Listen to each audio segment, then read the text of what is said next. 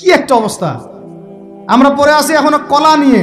কলা মানে রাস্তাঘাটে আমরা বের হব হনুমানের মূর্তি নিয়ে, বানরের মূর্তি নিয়ে, দেখেন নাই, সাপ নিয়ে, ব্যাঙ নিয়ে, পেঁচা নিয়ে। এগুলো হচ্ছে আমাদের সায়েন্স অ্যান্ড টেকনোলজি, প্রযুক্তির অগ্রগতি, তাই না ভাই? আজ পর্যন্ত আমরা কয়টা অ্যাপস তৈরি করতে পারলাম, কয়টা সফটওয়্যার তৈরি করতে পারলাম, কয়টা মিসাইল তৈরি করতে পারলাম। আমাদের আকাশ, এই পুরো আকাশ, আমার কথা রাগ করে না, আমি কারো দুশ্মন না, জাস্ট আমি আমার জায়গা থেকে অ্যাজ এ নাগরিক কথা বলছি। আমাদের দেশের আকাশ সুরক্ষিত না, সুরক্ষিত না, 100% সুরক্ষিত না। আপনাদের খবরই নাই। আর ইসরায়েলের আকাশ, আপনি মারবেন কোনো মিসাইল, ওর আয়রন ডোম রেডি করে রাখছে, আকাশেই আপনার মিসাইল ধ্বংস করে রেখে দিবে। যে কাজগুলো আমাদের করা দরকার, আল্লাহ পাক আমাদেরকে করতে বলছেন এই কিতাবের মধ্যে, যে তোমরা ওয়াইদ্দু লাকুম মাসতাতা'তুম মিন কুওয়া, সাধ্যমতো শক্তি অর্জন করো তোমরা। কাদেরকে বলছেন? আমাদের হিন্দু ভাইদেরকে, ইহুদিদেরকে, খ্রিস্টানদেরকে, বৌদ্ধদেরকে। কিন্তু পুরো বিশ্বের হিন্দু ভাইরা, বৌদ্ধরা, ভাই বলছি আমি, আদম সন্তান তো তারা নাকি, ওই সেন্সে বলছি আর কি। হিন্দু সম্প্রদায়, বৌদ্ধ সম্প্রদায়, চাইনিজদের বৌদ্ধ সম্প্রদায়, রাশিয়ান, আমেরিকান, ন্যাটোদের এই খ্রিস্টান সম্প্রদায়, ইহুদি সম্প্রদায়, ওরা সবাই এই আয়াতের উপর আমল করে দেখিয়ে দিয়েছে। আর আমরা বললাম পড়ে আছে কিসে ভাই? ওই যে আমিনটা জোরে হবে, নাচতে হবে, হাতটা আমি এখানে বাঁধবো না, এখানে বাঁধবো না, এখানে বাঁধবো না, এখানে বাঁধবো। আর কিছু মানুষের ওয়াজের টপিক এইগুলা, ওয়াজের টপিক এইগুলা, মানে ইখতলাফি মাসআলাগুলোকে নিয়ে বাহাস করতে চায়। আরে ভাই, যেগুলাতে ইখতলাফ আছে মাসআলায়, সেগুলো নিয়ে তো বাহাস হয় না। এটা তো ইখতলাফি মাসআলা, ফিকহি ইখতলাফি মাসআলা, এটারও দলিল আছে, দেখা যাবে এটারও দলিল আছে। কোনোটার খুব বেশি শক্ত, কোনোটার একটু কম, কোনোটা একটু জয়ীফ, কোনোটা একটু জাল, বা কোনোটা হাসান, বা কোনোটা মুতাওয়াতির পর্যায়ে, এরকমই হবে হয়তো। আমরা পড়ে আছি এইখানে। কিছু মানুষকে আমার এটা বুঝতে 10 বছর লাগছে। কিছু মানুষকে সমাজে লেলিয়ে দেওয়া হয়েছে, লাগিয়ে দেওয়া হয়েছে বাংলাদেশের মুসলমানকে এগুলোতে ব্যস্ত রাখার জন্য। তোমাদের চোখ খুলো, তোমরা তোমাদের আকলের দরজা খুলো, যুবক ভাইরা তোমরা চোখ খুলো, কলবের দরজা খুলো, বড়রা আপনারা চোখ খুলেন। এদেরকে লাগিয়ে দেওয়া হয়েছে মুসলমানদের মধ্যে এই সিলি বিষয়গুলোকে নিয়ে দ্বন্দ্ব সৃষ্টি করার জন্য। এইগুলো নিয়ে মসজিদ ভাগ করে ফেলতেছে, মাদ্রাসা ভাগ করে ফেলতেছে। ফরজ ঐক্য নষ্ট করে হলেও মুস্তাহাব প্রতিষ্ঠা করতে হবে। ফরজ ঐক্য নষ্ট করে হলেও মুস্তাহাব প্রতিষ্ঠা করতে চাচ্ছে। কি একটা অবস্থা! বলেন ইন্না লিল্লাহি ওয়া ইন্না ইলাইহি রাজিউন। যখন মানুষের ঐক্যবদ্ধ হওয়া উচিত, আমাদেরকে ওদের সাথে লড়াই না করি, সমকক্ষ হওয়া দরকার। যে শক্তিতে, অর্থনীতিতে, সমরনীতিতে, সব দিক থেকে আমরা সমমানের, ওরা আমাদের দিকে চোখ রাখাতে পারবে না, এগুলো নিয়ে ভাবা দরকার। আমরা পড়ে আসি এখন এগুলো নিয়ে। এদিকে অর্থনীতিতে সুদ খাচ্ছি দিব্যি, আল্লাহর আইন একটাও বাস্তবায়ন করতে পারতেছি না আমরা, ঐক্য বিনষ্ট হয়ে যাচ্ছে। ওলামায়ে কেরামের সংখ্যা কম, এই চেয়ারে বসার মানুষদের সংখ্যা কম, আমাদেরকে এখন বসতে হয়, আমরা আল্লাহর কাছে কান্নাকাটি করি। যেটা কি হচ্ছে? আমি কি নিয়ামত পাচ্ছি না ফিতনায় পড়ে আছি? আমি কি আল্লাহর নিয়ামত প্রাপ্ত বান্দা না ফিতনায় নিপতিত হলাম? স্টেজ ভর্তি ওলামায়ে কেরাম বসে থাকেন, বড় বড় মুহাক্কিক আলেমরা, আমাকে কথা বলতে হচ্ছে। আমি নাদান নগণ্য বান্দা, তাহলে আমি কি ফিতনায় পড়ে আছি না আল্লাহ পাক আমাকে নিয়ামত দিয়েছেন? এটাই ভাবতে কুলকিনাটা পাচ্ছি না আমরা। এই চেয়ারগুলোতে আপনাদেরকে বসতে হবে না? শুধু কি আলেম ওলামারাই দায়িত্ব পালন করবেন? আপনাদেরকে পড়াশোনা করতে হবে না? আলেম তৈরি করতে হবে না?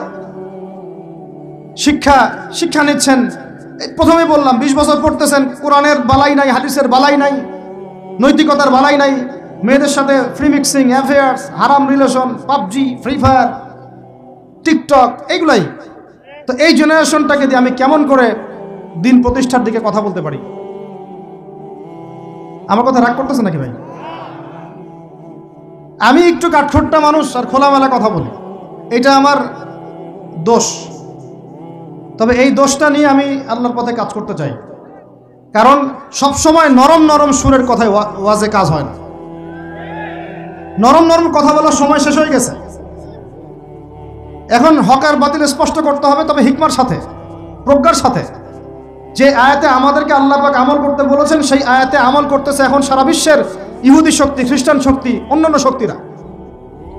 আমি যে বলছিলাম একটা আয়াত আপনি নিতে পারবেন না, ওইটা বলতে গিয়ে এদিকে আসছি। আল্লাহ পাক ওই সূরা মাইদার মধ্যেই বলেছেন, যুবকরা শুনেন, চোখ কান খুলেন, আর ছোটখাটো বিষয় নিয়ে তর্ক বন্ধ করে আল্লাহর কিতাব ধরেন। একা একা চলেন না আল্লাহর ওয়াস্তে, একা একা চলে এই ফেসবুক শরীফ আর ইউটিউব শরীফ থেকে ইসলাম শিখতে হবে না, আলেমের কাছে আসতেই হবে। এটা আমি জীবনে একটা পর্যায়ে একসময় বুঝি নাই, যদিও স্টার্টিংটা আমার ওলামায়ে কেরামের সোহবতে হয়েছিল, কিন্তু মাঝখানে আমরা এই যে দুনিয়ার, ওই যে আমি একটা লেকচারে বলেছি, অনলাইনে আসছে কিনা আমি জানি না, আমার পুরো ফ্যামিলি তাদের একটাই স্বপ্ন, ছেলে হবে সচিব। কি হবে? সচিব। মানে আমাকে আলেম বানাবে, উম্মার কোনো সম্পদ বানাবে, এমন কোনো চিন্তা আমার বংশের কারো ছিল না। তোমরা এত সুযোগ সুবিধা পাচ্ছ, অ্যাপস পাচ্ছ, বই পাচ্ছ, মসজিদ পাচ্ছ, আলেম পাচ্ছ, মাদ্রাসা পাচ্ছ। আল্লাহর কসম, আমাকে জীবনে কেউ একটা দিনের বইও কিনে দেয় নাই। আমার স্মৃতিতে নাই যে কেউ আমার ফ্যামিলির, আমার বংশের কেউ একটা কিতাব কিনে আমাকে দিয়েছে, দিয়ে বলেছে এগুলো পড়ে আলেম হও। আল্লাহর কসম করে বলতেছি, আপনারা এত ফ্যাসিলিটিস সামনে পাচ্ছেন, তারপরেও হেলায় খেলায় সময় নষ্ট করতেছেন। আপনাকে আলেম হইতে হবে, আর আলেমের কাছে না আসলে আলেম হতে পারবেন না। এরপরে যখন আমরা বরেণ্য আলেমদের কাছে আসা শুরু করলাম, দেখলাম যে বাপরে বাপ, সুবহানাল্লাহ, এই দিন আর এই দিনের জ্ঞান আর দিনের বুঝ 7 সাগরের মতো গভীর। 7 সমুদ্রের সাথে তুলনা করলে কম হয়ে যাবে।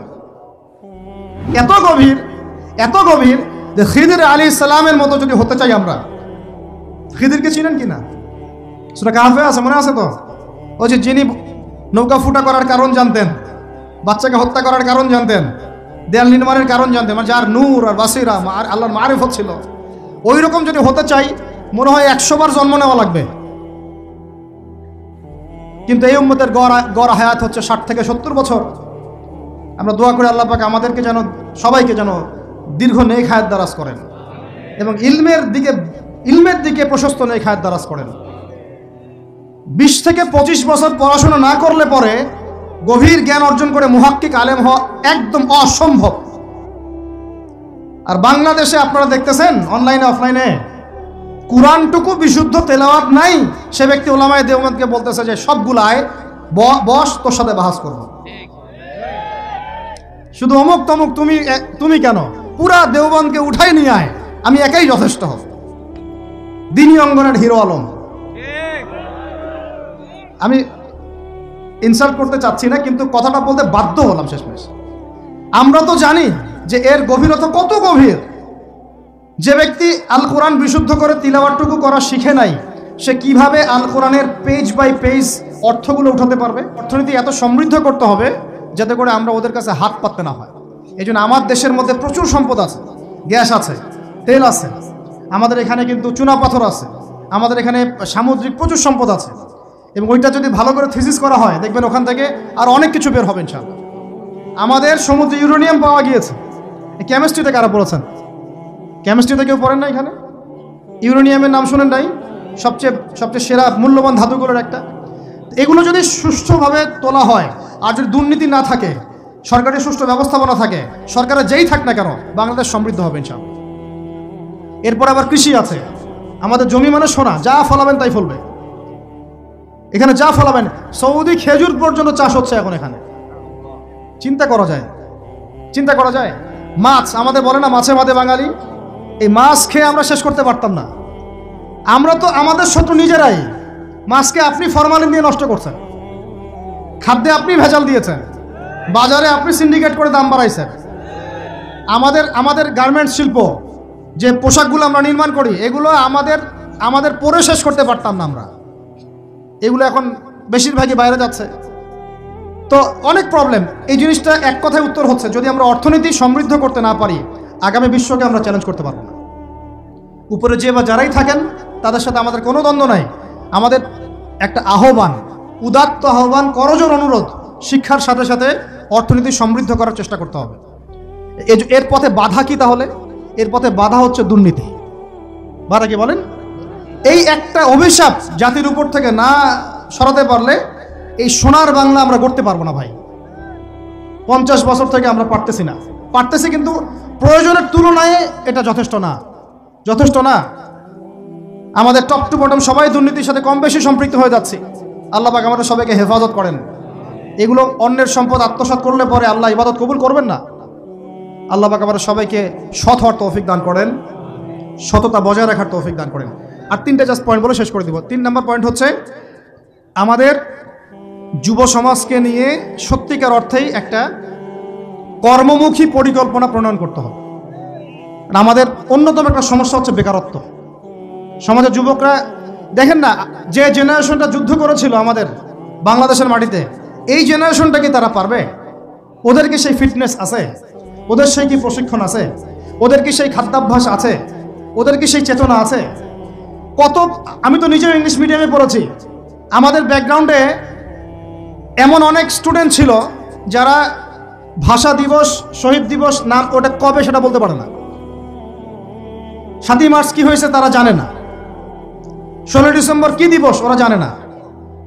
এরকম বহু আপনি স্কুল জরিপ করেন, বহু English medium English version school আছে, ওরা জানে না এগুলো কি। ওরা এগুলো পড়ে না, জানে না।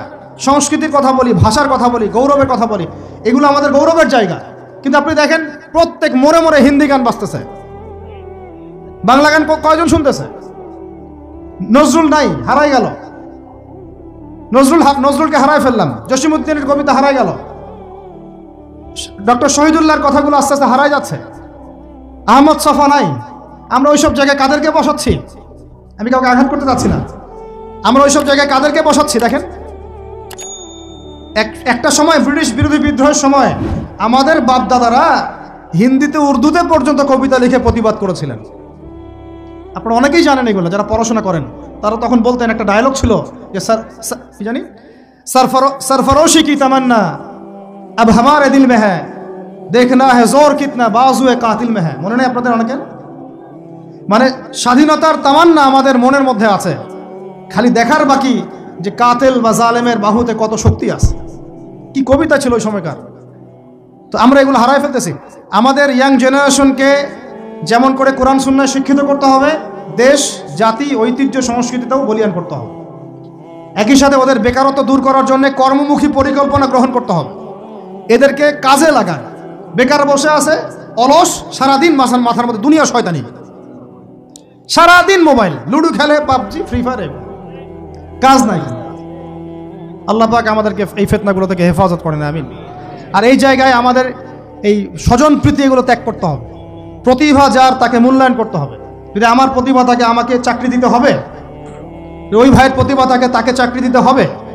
ওই ভাইয়ের প্রতিভা আছে, সে রিটার্নে ফার্স্ট হয়েছে, ভাই ভালো করেছে, ওকে অগ্রাধিকার দিতে হবে।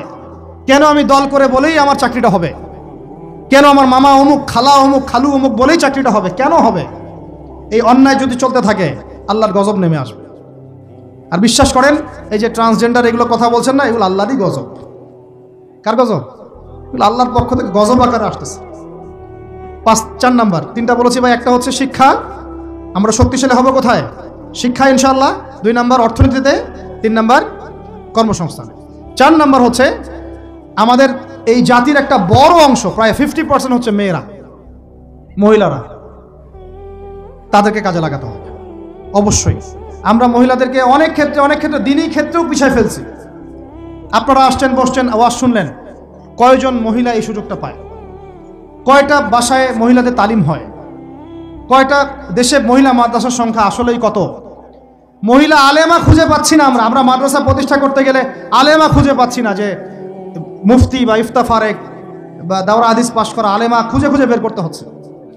অনেকে দেখা যাচ্ছে, আমি নিজেদের কথাই বলছি, ইফতা দিয়েছেন, দাওরা ফারেক করেছেন আমার পরিবারের এবং বংশের অনেকেই, তার আগেই বিয়ে সংসার হয়ে গেছে, এখন সংসার নিয়ে ব্যস্ত। তাহলে এখন মেয়েদের মধ্যে খেদমত কে করবে? আপনি কি মেয়েদের মধ্যে এইভাবে ওয়াজ করতে পারবো? ওদেরকে সামনে নিয়ে বসতে পারবো? ওদের সমস্যাগুলিকে আমরা সলভ করতে পারবো? তাহলে আপনার বোনকে দায়িত্বটা পালন করতে হবে, আপনার মেয়েকে বা আপনার স্ত্রীকে। তো সেক্ষেত্রে তো আমরা সেরকম স্ত্রী, সেই মেয়ে, সেই জেনারেশন তৈরি করতে পারছি না। অনেক আলেমের স্ত্রী পর্যন্ত দুনিয়াদার হয়ে গেছে এখন, সোনা দানা, গয়না গাটি, ভ্রু প্লাক, ফ্যাশন এগুলো করতেছে। হ্যাঁ, তো এগুলো থেকে আমাদেরকে বের হয়ে আমাদের স্ত্রীদেরকেও খাদিজা আয়েশা রাদিয়াল্লাহু আনহুমা তাদের মতো করে দ্বীনের পথে সহযাত্রী বানাতে হবে। আল্লাহ পাক তৌফিক দান করেন। লাস্ট পয়েন্টটা শেষ করে দেই। লাস্ট পয়েন্টটা হচ্ছে ভাই, কোরআনে আল্লাহ রাব্বুল আলামিন এই বিশ্ব রাজনীতি ডিল করার জন্য অনেকগুলো হেদায়েত দিয়েছেন। আমি আলোচনার মাঝখানে কিছু এনেছি, যেমন সূরা মাইদার আয়াতগুলো, ইহুদি খ্রিস্টানদের সাথে আমাদের চলাফেরা কেমন হবে, মুশরিকদের সাথে আমাদের চলাফেরা কেমন হবে, আমাদের বাণিজ্য কেমন হবে, আমরা কাকে বন্ধুরূপে গ্রহণ করতে পারবো, কাকে পারবো না, এইগুলো ফলো না করতে পারলে একটা জাতি সমৃদ্ধ হতে পারবে না। আল্লাহ রাব্বুল আলামিন আমাদেরকে শিক্ষা, অর্থনীতি, যুব সমাজের উন্নয়ন, নারী জাতির উন্নয়ন এবং বিশ্ব অর্থনীতিতে সর্বোচ্চ সাফল্য অর্জন করার তৌফিক দান করেন। অতএব আমি 5টা কথা বলছি, 5টা ডিপার্টমেন্টে এই জাতিটাকে শক্তিশালী করতে হবে, আল্লাহ পাক তৌফিক দান করেন। 1 নাম্বার শিক্ষা। 1 নাম্বার কি ভাই? এমন কোন শিক্ষা? শুধু একমুখী না, দ্বিমুখী শিক্ষার সমন্বয়। কোনটা? কোরআন সুন্নাহও থাকবে, আবার জেনারেল শিক্ষাও থাকবে। আল্লাহ পাক তৌফিক এনায়েত করেন, আমিন। 2 নাম্বার অর্থনীতি। 2 নাম্বার কি? আমাদের অর্থনীতি এত শক্তিশালী করতে হবে যে আমাদেরকে যেন পশ্চিমাদের কাছে কখনো হাত পাততে না হয়। আমাদের কৃষি দিয়ে আমরা চলবো, আমাদের যাকাত ভিত্তিক অর্থনীতি দিয়ে আমরা চলবো ইনশাল্লাহ। আমাদের সত্যি এটা সোনার বাংলা, এটা সত্যি সত্যি সোনার বাংলা। আমাদের জমিতে এমন কোনো ফসল নাই ফলে না। কৃষকের কাছে যে ফসলটা ফলে রুট লেভেল থেকে, ওইটা বাজারে আসতে আসতে 10 গুণ দাম বৃদ্ধি হয়ে যায়, সিন্ডিকেট হয় মাঝখানে। এগুলো বন্ধ করলে আমাদের উৎপাদন খেয়ে আমরা শেষ করতে পারবো না। আমাদের যে পরিমাণে ইলিশ মাছ হয়, এটা আমরা খেয়ে শেষ করতে পারবো না।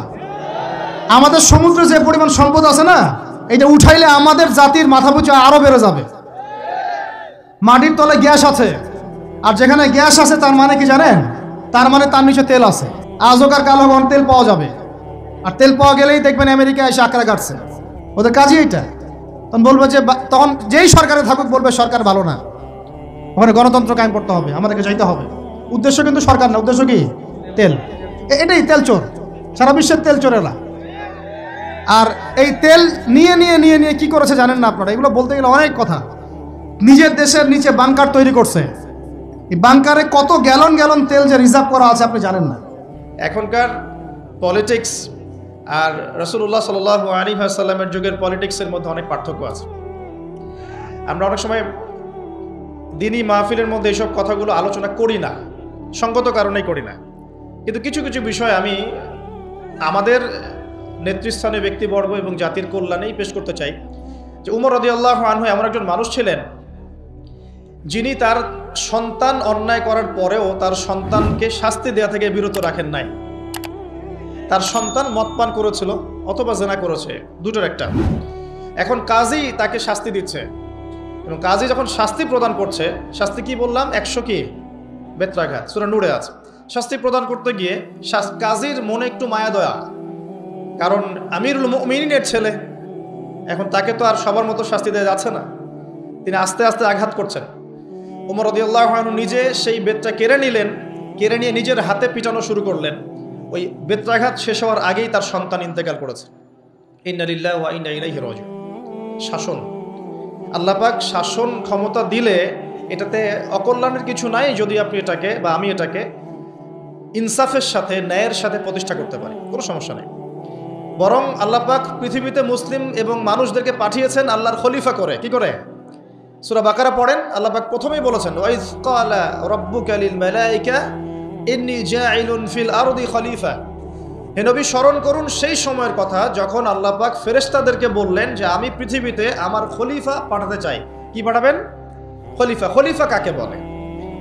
আর খলিফা কাকে বলে এর ব্যাখ্যা জানতে হলে আমাদেরকে কোরআনেই যেতে হবে। সূরা সদ। কোন সূরা? সূরা সদ। আল্লাহ পাক আদম আলাইহিস সালামকেও খলিফা বলেছেন, আরো একজন নবীকেও খলিফা বলেছেন। সেই নবীর নাম কি বলতে পারবেন কেউ? দাউদ আলাইহিস সালাম। কি নাম? দাউদ আলাইহিস সালাম। আর দাউদ আলাইহিস সালাম এই জেরুজালেম থেকে বিশ্ব শাসন করেছিলেন, খলিফা ছিলেন। তার ছেলে সুলাইমান আলাইহিস সালাম এই জেরুজালেম থেকেই বিশ্ব শাসন করেছে, দুজনে। তো দাউদ আলাইহিস সালামকে আল্লাহ পাক খলিফা বলার পরে আল্লাহ পাক বলছেন সূরা সদের মধ্যে, মেবি 26 কি 24 নম্বর আয়াতে আল্লাহ পাক বলছেন, ইয়া দাউদ, হে দাউদ, ইন্না জাআলনাকা খলিফাতান ফিল আরদ। আমি আল্লাহ তোমাকে পৃথিবীতে আমার খলিফা করে পাঠিয়েছি। তোমার কাজ কি? তোমার খলিফার ফাংশন কি? ফাহকুম বাইনান নাসি বিল হক। তোমার দায়িত্ব হচ্ছে মানুষের মাঝে ন্যায়ের মানদণ্ডে বিচার ফয়সালা করবে, এটা খলিফার কাজ। ওয়ালা তাত্তাবিউল হাওয়া, তুমি তোমার প্রবৃত্তির অনুসরণ করবে না। যারা নিজের প্রবৃত্তির অনুসরণ করেছে, ইউদিল্লুকা আন সাবিলিল্লাহ, এটা তোমাকে আল্লাহর রাস্তা থেকে সরিয়ে নিয়ে যাবে। ইন্নাল্লাযীনা ইউদিল্লুনা আন সাবিলিল্লাহ লাহুম আযাবুন শাদীদ, যারা আল্লাহর সরল পথ থেকে বিচ্যুত হয়ে যাবে তাদের জন্য যন্ত্রণাদায়ক শাস্তি আছে। কেন? বিমা নাসু ইয়াউমাল হিসাব, কারণ হিসাবের দিন তারা ভুলে গিয়েছিল। সূরা সাদের 24 থেকে 26 পড়ে দেখেন। এই আয়াতগুলোতে আমরা খলিফার ফাংশন বুঝতে পারলাম। আল্লাহ পাক যাকে যেখানে দায়িত্ব দিবেন, পরিবারে হোক, সমাজে হোক, প্রশাসনে হোক, রাষ্ট্রে হোক, তার কাজ একটা, আল্লাহর হুকুমে তার কাজ একটা। কি কাজ? ন্যায়ের মানদণ্ডে মানুষের মাঝখানে বিচার ফয়সালা করতে হবে, অন্যায় করা যাবে না। এখানে ঘুষ, সুদ, দুর্নীতি, করাপশনের আশ্রয় নেওয়া যাবে না। আপনারা কি আমার কথা রাগ করছেন? ফাযাক্কির ইন্নামা আনতা মুযাক্কির, আল্লাহ পাক বলেছেন তুমি উপদেশ দাও, তুমি শুধুমাত্র একজন উপদেশদাতা। কাকে বলছেন? নবী সাল্লাল্লাহু আলাইহি ওয়াসাল্লাম। লাস্তা আলাইহিম বিমুসাইতির, তুমি কারোর প্রতি দারোগা নও। ইসলাম চাপিয়ে দেওয়ার জন্য আসে না, এসেছে লা ইকরাহা ফিদ্দিন, দিনের উপর কোনো জবরদস্তি নাই, দিনে কোনো জবরদস্তি নাই। ক্বাদ তাবায়্যানা রুশদু মিনাল গায়, সত্য আর মিথ্যা স্পষ্ট হয়ে গেছে, চাপিয়ে দেওয়ার কিছু নাই। বরং আল্লাহ পাক ধর্ম নিয়ে বাড়াবাড়ি করতেও নিষেধ করেছে, কিন্তু সত্যটাকে উপস্থাপন করতে আল্লাহ পাক শিক্ষা দিয়েছে। একজন খলিফার কাজ কি? ন্যায়ের মানদণ্ডে মানুষের মাঝখানে বিচার ফয়সালা করা, অন্যায় না করা। উমর রাদিয়াল্লাহু আনহু নিজের ছেলে অন্যায় করার পরেও তাকে নিজ হাতে শাস্তি দিয়েছে। একটা বলবো, ওই যে ঘটনা জানেন, রাত্রেবেলা জনগণের খোঁজ খবর নিতেন তিনি, রাতের অন্ধকারে তাহাজ্জুদ নামাজ পড়তেন, পড়ার পরে বের হয়ে যেতেন, বের হয়ে মানুষের দুয়ারে দুয়ারে দুয়ারে। এখন এটা কঠিন, তখন কিছুটা সহজ ছিল কারণ মানুষ কম ছিল। তো এখন অন্য পদ্ধতি আছে। যাই হোক, শুনতে পেলেন যে মায়ের সন্তানরা কান্নাকাটি করছে, জিজ্ঞাসা করলেন কেন কান্নাকাটি করছে সন্তান। তখন এই মহিলা বলছে, সন্তানের মারা বলছে, ওয়াল্লাহি হাযা বাইনি ওয়া বাইনা ওমর, আল্লাহর কসম করে বলছি এটা আমার এবং ওমরের মাঝখানের বিষয়। আমি ওমরের নামে আল্লাহর কাছে নালিশ করব। কি নালিশ করবে? যে ওমরের আমলে আমি না খেয়ে আছি, আমার সন্তান না খেয়ে আছে। কথা বুঝতে পারছেন? এই কথা শোনার সাথে সাথে ওমর রাদিয়াল্লাহু আনহুর মানে বুকে আল্লাহ পাকের ভয় চলে আসলো, হৃদয় প্রকম্পিত হলো। প্রকম্পিত হওয়ার পর তিনি নিজে চলে গেলেন মদিনায়, যেটাকে বলি আমরা বাইতুল মাল, মানে রাষ্ট্রীয় সম্পদ যেখানে থাকতো ওটাকে বাইতুল মাল বলা হতো।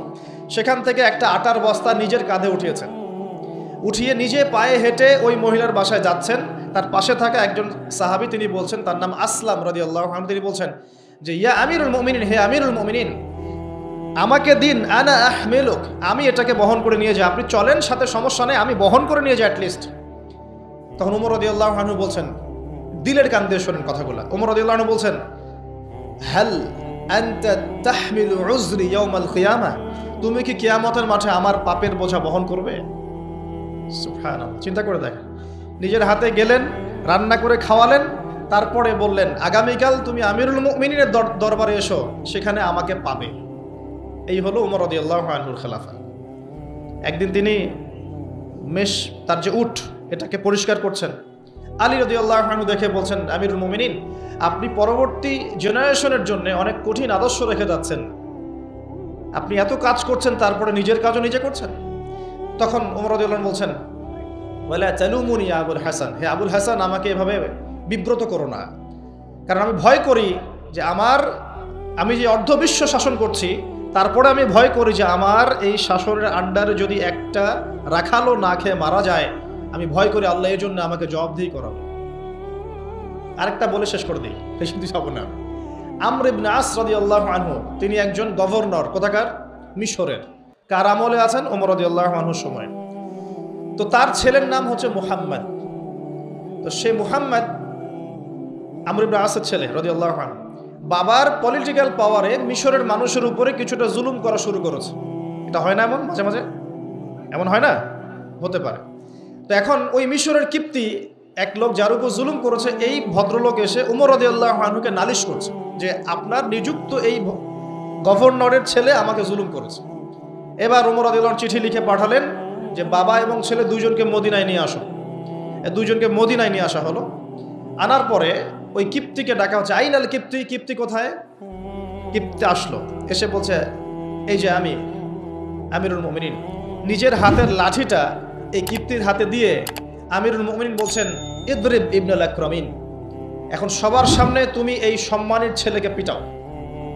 চিন্তা করে দেখেন, মসজিদ নববীর মধ্যে অনেক সাহাবী আছেন, তাদের সামনে আমর ইবনে আস রাদিয়াল্লাহু আনহু আছেন, তার ছেলেকে তার সামনে পিটাতে বলা হচ্ছে। কে বলছেন? উমর রাদিয়াল্লাহু আনহু। সেই কিপ্তি বিব্রত, যাই হোক পিটালেন।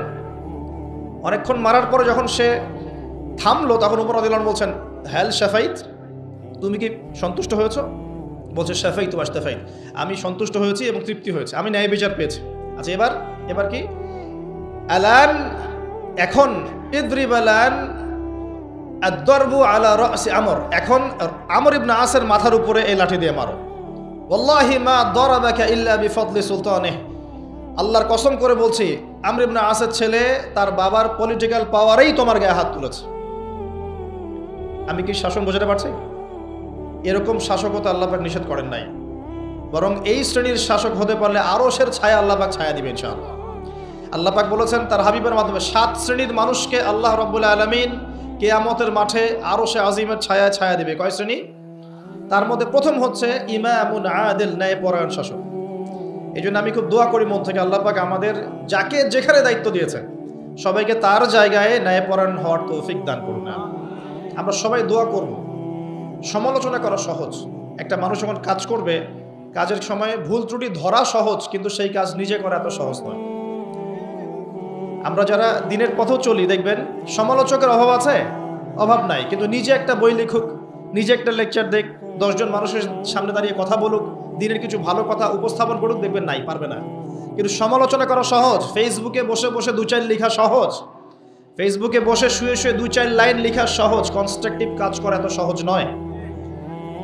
আর সবচেয়ে কঠিন কথা হচ্ছে আমাদের সবাইকে আল্লাহর কাছে ফিরে যেতে হবে এবং যার যার দায়িত্ব বুঝিয়ে দিতে হবে। আল্লাহ পাক আমাদের সবাইকে দাউদ আলাইহিস সালামের মতো, সুলাইমান আলাইহিস সালামের মতো, আদম আলাইহিস সালামের মতো আল্লাহর খলিফা হওয়ার তৌফিক দান। সামনে যাই, যে কথা থেকে এখানে আসছি ভাই, কোরআনের সূরাগুলো আপনাকে কি দিবে? আলো দিবে। তো নূর, সূরা নূরের প্রথমেই আল্লাহ পাক আলোর কথা আলোচনা করছেন। কোন টপিক দিয়ে? জেনা দিয়ে, ব্যভিচার দিয়ে। যে ব্যভিচার যদি কেউ করে, জেনা যদি কেউ করে, তাকে তোমরা 100টা বেত্রাঘাত করো। এটা ইসলামিক লস। এখন সারা বিশ্বের খুব কম জায়গায় এটার ইমপ্লিমেন্টেশন আছে, তবে ইনশাআল্লাহ তাআলা যখন ইমামুল মাহদি আসবেন, ঈসা ইবনে মারিয়াম আসবেন, তখন আবারও এটা বাস্তবায়িত হবে ইনশাআল্লাহ। এটা আগে ছিল, এখন নাই সব জায়গায়। যাই হোক, আসমানে আছে, পৃথিবীতে যদি নাও হয় আসমানে শাস্তি হবে ইনশাআল্লাহ। এখন আলোর সন্ধান দেওয়ার জন্য আল্লাহ পাক সবার আগে জেনার কথা কেন বললেন? বিকজ বেপরদামি, বেহায়াপনা, জেনা ব্যভিচারের মধ্য দিয়ে মানুষের অন্তরের নূরটা কি হয়? নষ্ট হয়ে যায়। কি নষ্ট হয়ে যায়? অন্তরের নূর নষ্ট হয়ে যায়। আমার সাথে একটু কথা বলবেন। আপনি যদি সারাদিন ভালো কাজ করেন, কিন্তু রাতের বেলা যদি আপনি গোপনে পাপ করেন, পর্নোগ্রাফি দেখেন বা জেনা করেন, মাদকদ্রব্য সেবন করেন, সারাদিন আপনি যে ভালো কাজগুলো করেছেন এই নূরটা কিন্তু নষ্ট হয়ে যাবে, হবে না? আল্লাহর নূর যদি কলবের মধ্যে না আসে, আপনি আলোর সন্ধান পাবেন না। জাহেলিয়াতের মধ্যে এই যে আলোর দিশা খুঁজে পাবেন না। আমরা বলি না জাহিলিয়াতের অন্ধকার, তো জাহিলিয়াতের অন্ধকারে আলোর দিশা খুঁজে পেতে হলে আলো লাগবে না? এই আলো আপনাকে দিবে কোরআন, স্পেশালি সূরা নূর। সূরা নূরে আল্লাহ পাক আরো বলছেন চক্ষু নিচু করার কথা। আমরা নামাজ পড়ছি যারা, মসজিদে যাওয়া আসার সময় যদি আপনার চোখে বেপর্দা কোনো মেয়ে চোখে পড়ে, আপনার চোখের মনের মধ্যে একটা খারাপ ফিলিংস আসে না? নূর নষ্ট হয় না? নূর নষ্ট হয়, আপনি বুঝতে পারেন। আল্লাহ পাক এই সূরায় বলছেন পর্দার কথা। যখন আপনি বেপর্দায় চলবেন, আপনার কলবের নূর নষ্ট হয়ে যাবে এবং আপনার দ্বারা আরো হাজারো মানুষের অন্তরের নূরটা নষ্ট হয়ে যাবে। ওই যে একটা কথা আছে, মানে হাদিসে আছে, নবী সাল্লাল্লাহু আলাইহি ওয়াসাল্লাম মেরাজের রাতে যখন গিয়েছেন আল্লাহ পাকের সাথে সাক্ষাতে, তখন জাহান্নামে তিনি দেখেছেন বেশিরভাগ অধিবাসী নারী জাতি। কোন জাতি? নারী জাতি। প্রশ্ন একটা, কেন? উত্তর কিছু বের হয়েছে। এক, তারা কুফরি করে। কিরকম কুফরি করে? স্বামী যদি সারা জীবন তাদের পিছনে ভালো খরচ করে, ভরণ পোষণ দেয়, ভালোবাসে, যদি কোনো একদিন যদি ঝগড়া হয়ে যায় বা মতপার্থক্য হয়, সেদিন বলে বসবে সারা জীবন তোমার কাছে কিছুই পেলাম না। এটা একটা কারণ। একটা কারণ বলা হয়েছে তারা মাতম করে। মাতম, কেউ মারা গেলে মাতম করে, বুক পিঠ চাপড়ায় এবং অন্যদেরকে খুব লানত, অভিশাপ করে। আরেকটা কারণ যেটা আমি কোরআন সুন্নাহ থেকে ফাইন্ড আউট করে মত দিচ্ছি, সেটা হলো তাদের বেপরদামির কারণে সমাজের নূর বা আলো নষ্ট হয়ে যায়। বুঝবেন, বেপর্দায় চলার কারণে অন্য মানুষের কলবের নূরগুলো নষ্ট হয়ে যায়। আর যখন আপনার দ্বারা অন্যের ক্ষতি হবে, আপনি যখন সমাজের নূর নষ্ট করবেন, সমাজের আলো নষ্ট করে দিবেন, তখন নিঃসন্দেহে আপনাকে অন্ধকার জাহান্নামে থাকতে হবে।